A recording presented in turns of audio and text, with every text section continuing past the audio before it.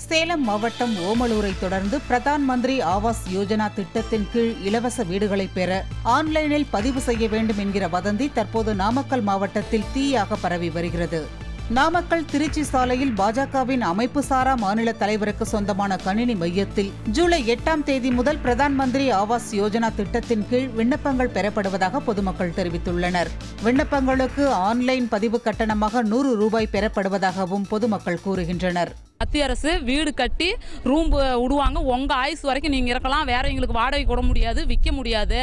நீங்க உங்க ஆயுசு வரைக்கும் அந்த வீட்டில் இருந்து பொழைக்கலாம் நீங்க இருக்கிற வரைக்கும் அப்படின்னு சொன்னாங்க. வீடு இல்லாதவங்களுக்கு தான், வாடகை வீட்டில் இருக்கிறவங்க மெயினா வாங்க அப்படின்னு சொல்லியிருந்தாங்க. நாள் டோக்கன் வாங்கிட்டு போயிருந்தோம். இன்னைக்கு காலையிலிருந்து பிள்ளைங்களை குட்டிங்களை விட்டுட்டு இப்ப நிக்கிறோம். இப்பதான் தெரியுது எங்களுக்கு இதெல்லாம் ஃப்ராடுன்னு. இலவச வீடு வதந்தி காட்டுத்தீயாய் பரவ ஆரம்பித்ததால் நாமக்கல், ராசிபுரம், பொட்டிரெட்டிப்பட்டி, எருமப்பட்டி உள்ளிட்ட பல்வேறு பகுதிகளிலிருந்து ஏராளமான பெண்கள் நாமக்கல் கணினி மையத்தை நோக்கி படையெடுக்க தொடங்கினர்.